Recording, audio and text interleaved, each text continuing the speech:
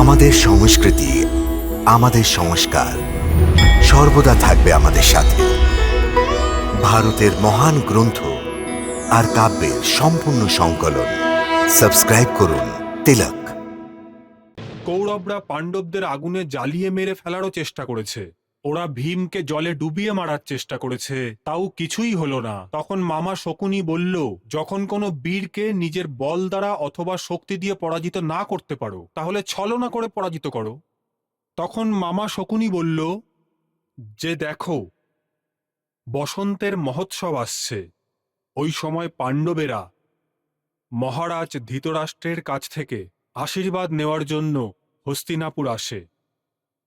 এই সময়ে যখন আমরা ওদের জুয়া খেলার জন্য নিমন্ত্রণ দেব, ওই জুয়াতে একজন লোক জুয়া খেলায় মত্ত হয়ে নিজের পত্নীকে হারায়, আর এক স্ত্রীকে, একজন সতীকে ভরা সভায় নগ্ন করার চেষ্টা করা হয়।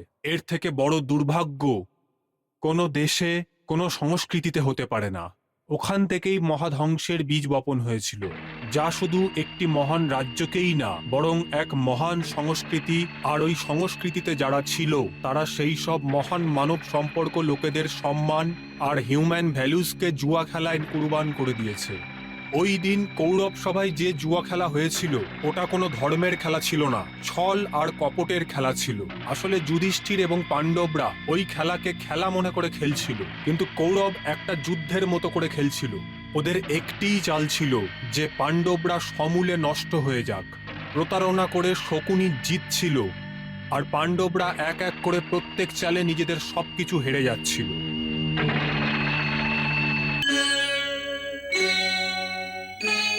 মহাভারতের যেই যুদ্ধের ময়দানে শ্রীকৃষ্ণ গীতা শুনিয়েছেন, ওই ভয়ঙ্কর মহাযুদ্ধের প্রধান কারণ কি ছিল? ওই মহাবিনাশের বীজ কোথায় পড়েছে? এই বীজ তখন জন্ম নেয় যখন দুর্যোধনরা পাণ্ডবদের উন্নতি এবং প্রগতি সহ্য করতে পারত না। সেই জন্য দুর্যোধন ওদের প্রাণ নেবারও চেষ্টা করেছে।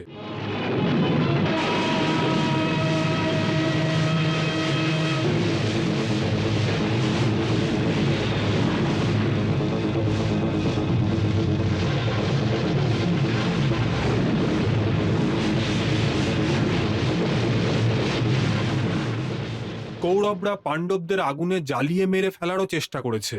ওরা ভীমকে জলে ডুবিয়ে মারার চেষ্টা করেছে, তাও কিছুই হলো না। তখন মামা শকুনি বলল, যখন কোনো বীরকে নিজের বল দ্বারা অথবা শক্তি দিয়ে পরাজিত না করতে পারো, তাহলে ছলনা করে পরাজিত করো।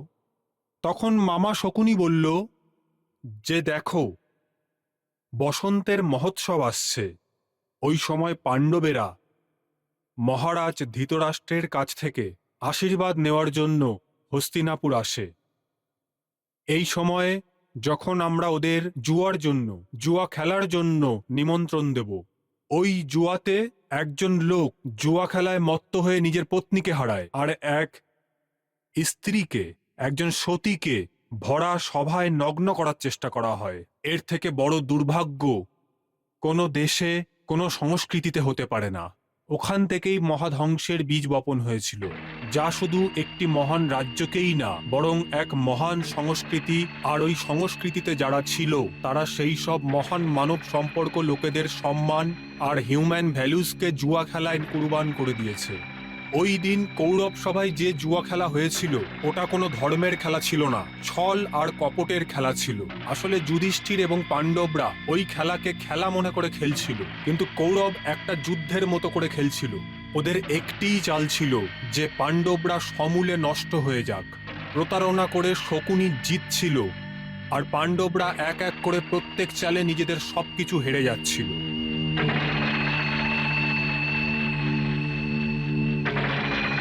প্রভু, পাশা খেলা কত ধ্বংসাত্মক হয় এটা জানা সত্ত্বেও ধর্মরাজ যুধিষ্ঠিরের মতো মহান জ্ঞানীও পাশার মতো মহা বিনাশকারী খেলা খেলার জন্য তৈরি হয়ে গেলেন।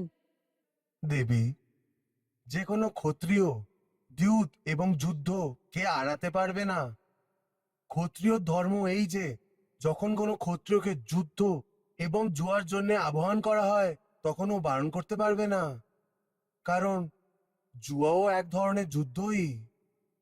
দ্যুত এবং যুদ্ধ দুটোরই পরিণাম খুব বিনাশকারী হয়। তাও খত্রি দ্যুত খেলার জন্য নিজেকে আটকাতে পারে না।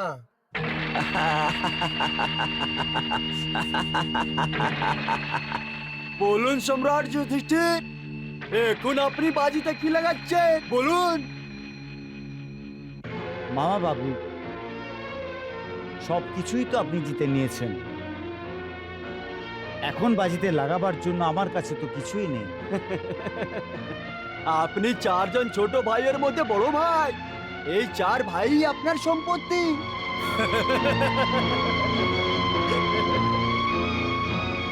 11 মামু 11।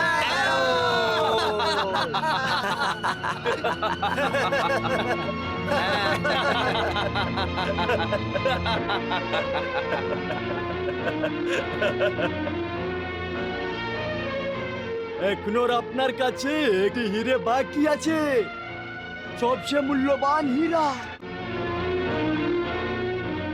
না, আমার কাছে আর কোনো হিরে নেই। আছে সম্রাট, আছে। পাঞ্চালী দ্রৌপদী। মামা বাবু,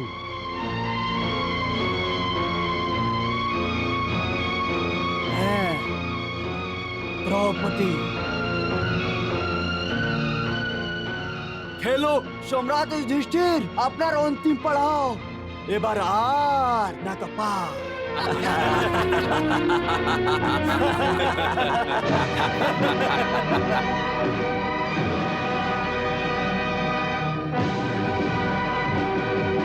আমি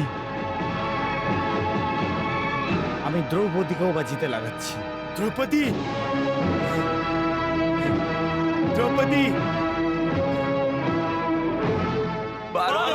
অবশ্যই আসবে ভাগ্নে, অবশ্যই আসবে।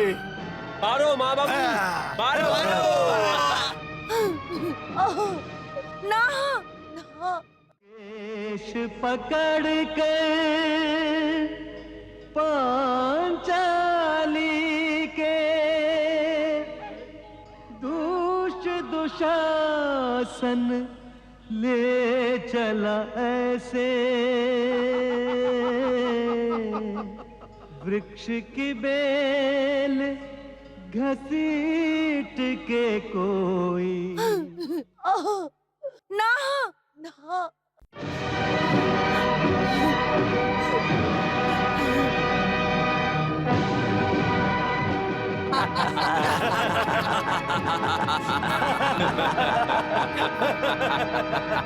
दुशासन, যথা আজ্ঞা ভ্রাতাশ্রী।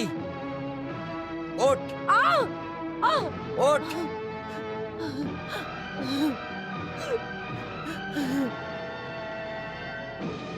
এসো দ্রৌপদী, এসো, এসে আমার কোলে বসে পড়ো। দুর্যোধন, তুই একজন স্ত্রীরই না, আমার বউকে অপমান করেছিস। আমি এই সভায় প্রতিজ্ঞা করছি যে যে উরুতে তুই আমার স্ত্রীকে বসার জন্য আদেশ দিয়েছিস, ভগবানের দিব্যি, আমি ওই উরুকে নিজের গলা দিয়ে ভেঙে ফেলে দেব। হ্যাঁ। আর দুঃশাসন, হ্যাঁ, তুই আমার দ্বিতীয় প্রতিজ্ঞা শুনে নে। যেই হাত দিয়ে তুই দ্রৌপদীর কেশকে ধরেছিস, ওই হাতগুলোকে আমি তোর শরীর থেকে আলাদা করে দেব, আর তোর রক্ত দিয়ে আমি দ্রৌপদীর কেশ ধোবো। কার মান সম্মানের জন্য তুই এত ক্রোধিত হচ্ছিস? আর কোন মুখ দিয়ে তুই একে নিজের স্ত্রী বলছিস?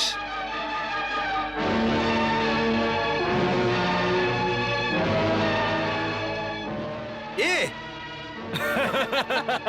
আরে এ তো পাঁচ জনের স্বামীর স্ত্রী আছে।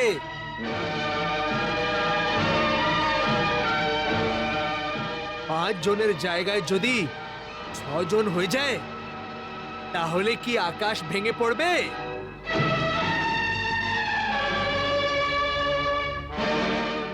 দুঃশাসন, দ্রৌপদীকে নগ্ন করে দাও, নগ্ন করে দাও, নগ্ন।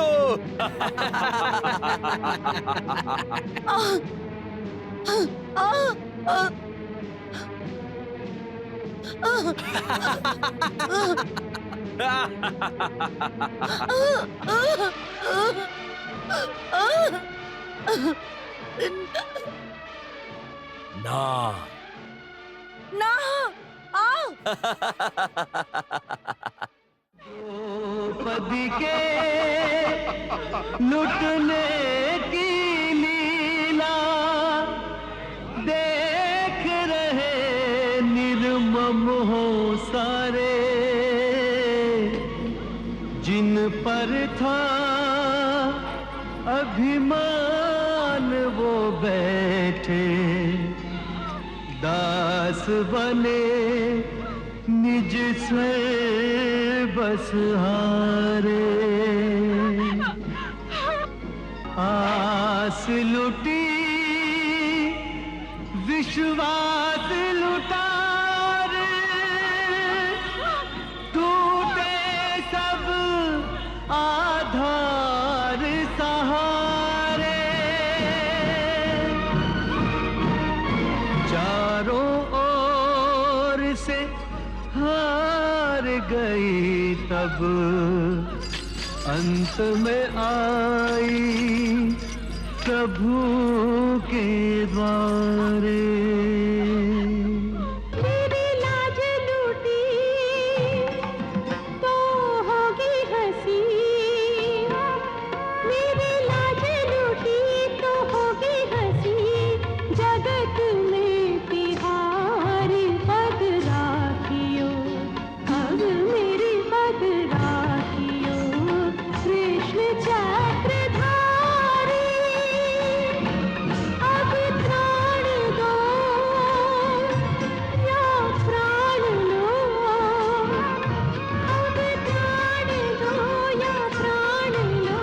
मैं फंस गई मुरारी, पद राखियो हे नाथ चक्रधारी। कृष्णा कृष्णा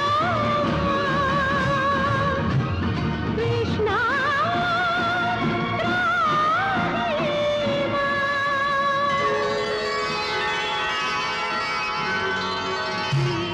कृष्ण कृष्ण कृष्ण कृष्ण चक्रधारी।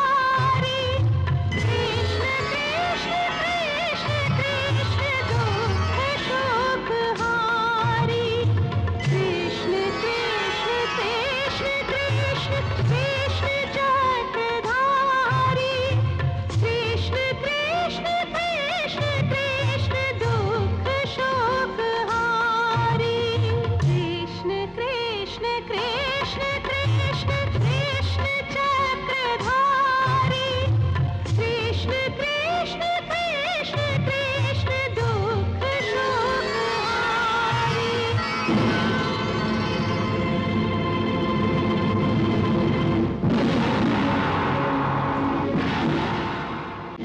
এরপর ওই সভায় হট্টগোল শুরু হয়ে গেল। প্রত্যেকটি লোক নিজের মতো করে ব্যাখ্যা করতে শুরু করলো। কেউ পাণ্ডবদের পক্ষে চিৎকার করতে থাকে, আর কেউ কৌরবদের পক্ষে চিৎকার করছিল। শেষ পর্যন্ত একটি ফয়সালা নেওয়া হয় যে পাণ্ডবরা 12 বছরের জন্য বনবাস আর 1 বছরের জন্য অজ্ঞাতবাসে যাবে। শর্ত এটাও রাখা হয় যে যদি অজ্ঞাতবাসে ধরা পড়ে যায় তাহলে ওদের আবার 12 বছরের জন্য বনবাস আর 1 বছরের জন্য অজ্ঞাতবাসে যেতে হবে। এমনকি পাণ্ডবরা নিজের জ্যৈষ্ঠ পিতাশ্রীর আজ্ঞা অনুযায়ী নিজেদের রাজ্যের বস্ত্র ত্যাগ করে বনবাসে যাবার জন্য প্রস্তুত হয়ে যায়।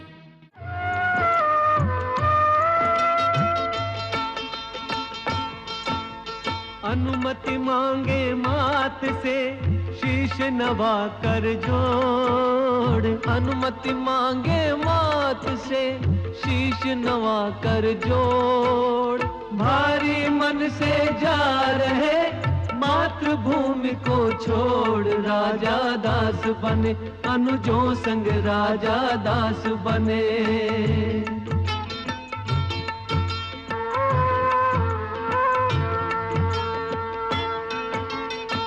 स्वामी की राह वो पत्नी की भी राह, जो स्वामी की राह वो पत्नी की भी राह।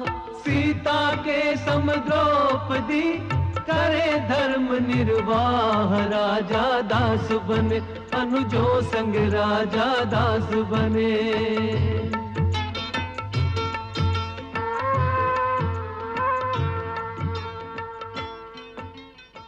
মামা বাবু, আমার এই ব্যাপারে সম্পূর্ণ বিশ্বাস যে যে দুইতের আগে আপনি জাদু মন্ত্র দিয়ে পাশাগুলিকে বশীভূত করে নিয়েছিলেন। সেই জন্য এই পাশাগুলি আপনার ইশারায় নাচছিল। একটু আস্তে বলো যমরাজ কন, একটু আস্তে। শোনো নাকি তুমি যে দেওয়ালেরও কান হয়, যদি শকুনি মামার ষড়যন্ত্রের কথা কেউ জেনে যায় তাহলে অনর্থ হয়ে যাবে, অনর্থ। আর কোনো অনর্থ হবে না মামা বাবু, না। এবার আমাদের কেউ কিচ্ছু করতে পারবে না। এবার আমরা রাজা হয়ে গেছি, রাজা। পাণ্ডবরা জঙ্গলে গিয়ে হতাশ হয়ে পড়েছিল, কিন্তু শ্রীকৃষ্ণ ওদের ভরসা দিয়ে সাহস প্রদান করেন এবং ওদেরকে কৌরবের কুটিল চালের সম্বন্ধেও অবগত করেন। আসলে কৌরবরা এটাই চাইতেন যে পাণ্ডবরা হতাশ এবং শক্তিহীন হয়ে যাক। কৌরবদের এই চালকে ব্যর্থ করার জন্য শ্রীকৃষ্ণ পাণ্ডবদের বলেন যে 13 বছরের বনবাস আসলে তোমাদের জন্য বিধির উপহার। সেই জন্য বিধির এই উপহারের লাভ উঠিয়ে পাণ্ডবদের নিজেদের শক্তি, নিজেদের সাহস বাড়াতে হবে।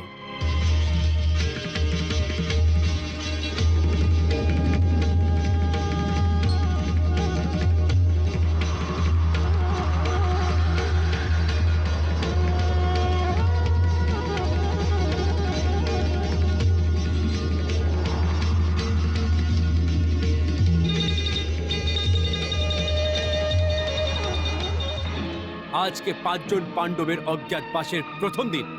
যাও ওদের চারিদিকে খোঁজ করো, প্রত্যেক শহর, প্রত্যেক রাজ্য, প্রত্যেক গলিতে ওদের খোঁজো। জঙ্গল, গ্রাম, পাহাড়, পর্বত, সব জায়গা ওদের খোঁজ করো। আকাশ পাতাল এক করে দাও।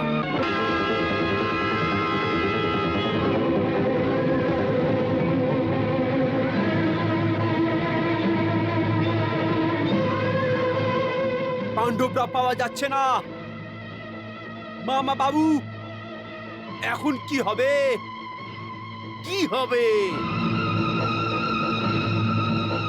একদিকে দুর্যোধন এবং ওর গুপ্তচর পাণ্ডবদের খোঁজার জন্য পৃথিবীর বুকে প্রত্যেক জায়গায় তালাশ করছিল, অন্যদিকে ওই পাণ্ডবরা বিরাট নগরের রাজার মহলে রাজার দাস হয়ে অজ্ঞাতবাস কাটাচ্ছিল। সম্রাট যুধিষ্ঠির কঙ্ক ভাটের নামে রাজাদের দাস হয়ে চৌসর খেলার মাধ্যমে রাজার মনোরঞ্জন করতেন, আর গদাধারী ভীমসেন রাজমহলের রান্নাঘরে পল্লব নামের রাঁধুনি হয়ে ভোজন তৈরি করতেন। উর্বশীর শ্রাপের অনুযায়ী অর্জুন 1 বছরের জন্য পুরুষত্বহীন হয়ে যায়। সেই জন্য বৃহন্নলা নামের নার্তকী হয়ে রাজকুমারী উত্তরাকে নৃত্যের শিক্ষা দিচ্ছিলেন। নকুল তান্তিপাল হয়ে ঘুরসারে ঘোড়াদের দেখাশোনা করত, আর সহদেব তন্তি নামে গৌশালাতে কাজ করত। আর রানী দ্রৌপদী সাইরম্ভেরি হয়ে মহারানীর কেশ শৃঙ্গারের কাজ করতেন। কি ব্যাপার প্রভু, আজ আপনি খুব প্রসন্ন মনে হচ্ছে। হ্যাঁ দেবী, আজকে পাণ্ডবদের 13 বছরের প্রতীক্ষা শেষ হতে চলেছে না দেবী। অজ্ঞাতবাসের পর আজকে পাণ্ডবেরা যখন বিরাটের দরবারে প্রকট হবে, তখন রাজা বিরাটের কি দশা হবে, এই কথা ভেবেই আমি আনন্দিত হচ্ছি। আপনি চক্রবর্তী সম্রাট যুধিষ্ঠির নিজের 4 জন ছোট ভাইদের সাথে আমার এই রাজমহলে দাস হয়েছিলেন। আমি আপনার সেবা করার বদলে আপনাকে দিয়ে সেবা করিয়েছি। এইসব আমি অজ্ঞানবশত করেছি। এই ভুলের জন্য দয়া করে আপনি আমাকে ক্ষমা করে দিন।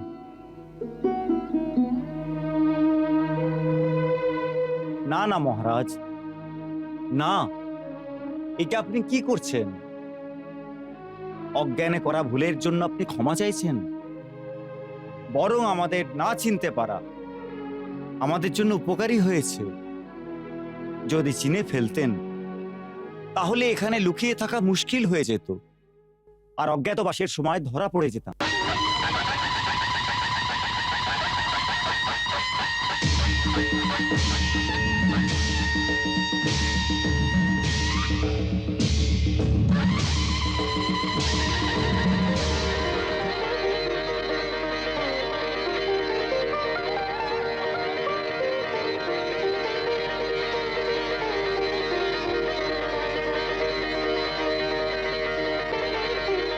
ধন্য ভাগ্য আমাদের যে দ্বারকাধীশ নিজেই আমাদের মহলে এসছে।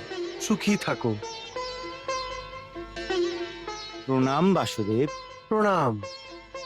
আসুন আসুন সম্রাট যুধিষ্ঠির, আসুন।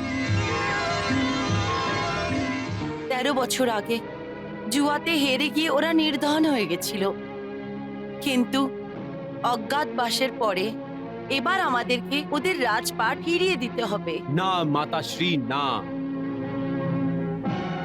হস্তিনাপুরকে আবার থেকে টুকরো করে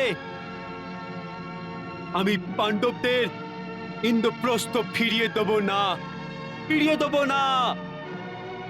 যদি পাণ্ডবরা আমাদের সাথে যুদ্ধ করতে চায় তাহলে যুদ্ধ অবশ্যই হবে, অবশ্যই হবে। যদি দুর্যোধনের তলোয়ার যুদ্ধের জন্য তৈরি থাকে তাহলে আমার তলোয়ারও ওর সাথে যুদ্ধ করার জন্য অস্থির হয়ে আছে। কৌরবরা ওই দ্বৈত সমাবেশে আমার পুত্রী দ্রৌপদীর যেভাবে অপমান করেছে, ওর প্রতিশোধ নেওয়ার জন্য পাঞ্চাল রাজ্যের প্রত্যেকটি তলোয়ার 13 বছর ধরে ঘুমোয়নি। দ্রৌপদী আমার বোন আছে, আর আমার বোনের লাজে যে হাত লাগাবে বড় আমাকে লাল কেড়েছে এরম করে।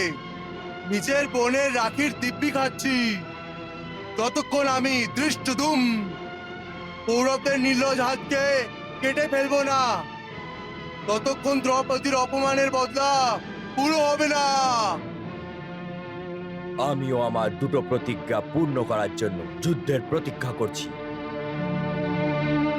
ভ্রাতাশ্রী, আপনি যুদ্ধের জন্য আজ্ঞা দিন। এই সময় তো রাজকুমারী উত্তরা এবং অভিমন্যুর বিয়ের সময়। সম্রাট যুধিষ্ঠির, বিয়ে স্থগিত হতে পারে কিন্তু যুদ্ধ না। বিয়েকে স্থগিত করার প্রয়োজন নেই। যদি স্থগিত করতেই হয় তাহলে যুদ্ধকে স্থগিত করার চেষ্টা করা উচিত, কারণ যতক্ষণ যুদ্ধ অনিবার্য না হয় ওর থেকে বাঁচাই উচিত।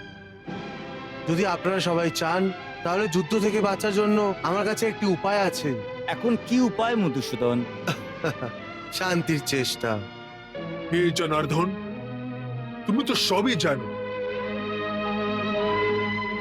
আমার শরীর অবশ্যই এই রাজ সিংহাসনে বসে আছে, কিন্তু আমার আত্মাকে কেউ সম্বন্ধের প্রেম জালের মধ্যে ফাঁসিয়ে কোন অন্ধকার কারাগৃহেতে বন্দী বানিয়ে রেখেছে। আমি এই সম্বন্ধে পালন করতে বাধ্য আছি, আমি বাধ্য। আমি কিছুই করতে পারবো না, কিছুই করতে পারবো না।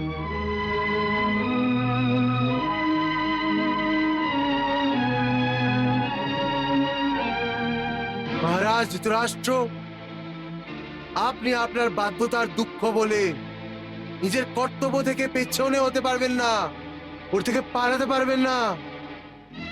আপনি একটি রাজা, একজন রাজা, আর রাজা কাউর অধীনে থাকে না, আর কাউর বন্দী হয়ে থাকে না,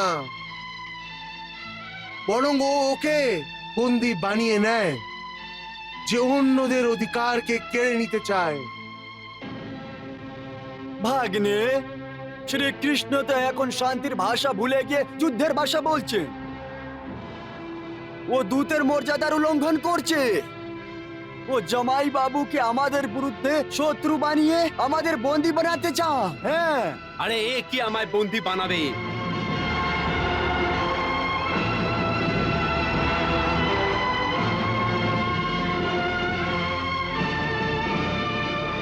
আমি ওকেই বন্দী বানিয়ে নেব। কর্ণ, পাণ্ডব বন্দি বানিয়ে নাও একটা পক্ষপাতী দূতকে। সাবধান, কেউ যদি দ্বারকাধীশের দিকে এক পা বাড়াবার সাহস করে তাহলে এখানেই এই দরবারে সবার মাথা কেটে ফেলে দেব। সাত্বিকী, বসো।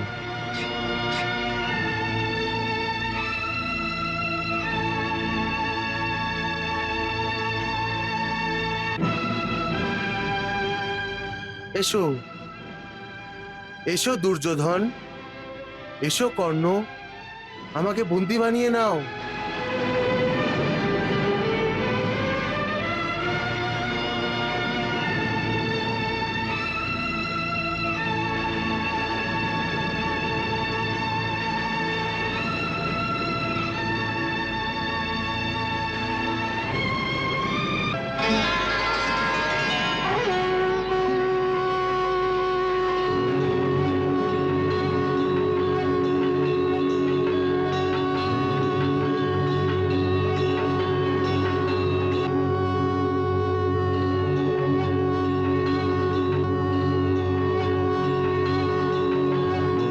জয় শ্রীকৃষ্ণ।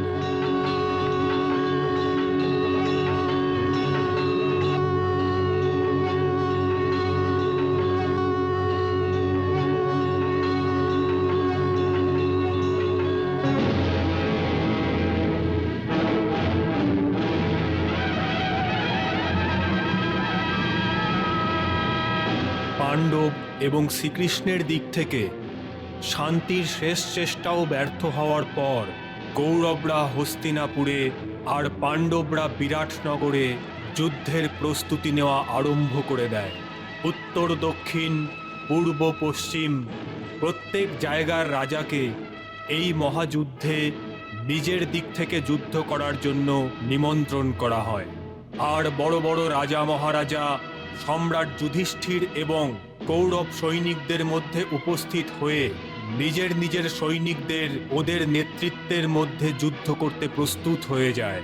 আর অন্যদিকে পাণ্ডবদের সেবায়ও বড় বড় রাজা মহারাজা সম্রাট যুধিষ্ঠিরকে নিজের নিজের সৈনিকদের অন্যের নেতৃত্বে যুদ্ধ করার জন্য দিতে আরম্ভ করে দেন। এদিকে কৌরবেরা ভীষ্ম পিতামহকে নিজের সেনাপতি বানায়। ভীষ্ম পিতামহ, যার শক্তি ও প্রতিজ্ঞা ছিল, যা উনি হস্তিনাপুরের সুরক্ষার জন্য নিয়েছিলেন। অন্যদিকে পাণ্ডবরা শ্রীকৃষ্ণের আজ্ঞা অনুযায়ী দ্রৌপদীর ভাই ধৃষ্টদ্যুম্নকে পাণ্ডবদের সেনাপতি বানায়। যখন যুদ্ধ অনিবার্য হয়ে যায় তখন দুদিকের সেনাপতিরা নিজের নিজের সৈনিকদের কুরুক্ষেত্রের যুদ্ধভূমির দিকে এগিয়ে যাওয়ার জন্য আদেশ দিলেন। যোদ্ধাদের সংখ্যা দেখে এমন মনে হচ্ছিল যেন কুরুক্ষেত্রে যোদ্ধাদের বন্যা এসে গেছে এবং ওটা সমস্ত যুদ্ধভূমিকে ঢেকে নিয়েছে। এই মহাধ্বংসাত্মক যুদ্ধকে থামানোর জন্য প্রত্যেক দিক দিয়ে চেষ্টা করা হয়েছিল, কিন্তু মানুষ তার ইচ্ছে মতো যাই করুক না কেন, ভাগ্য যে ঘটনা নিশ্চিত করে দিয়েছে তাকে কেউই আটকাতে পারে না। একেই বলে ভাগ্যের খেলা।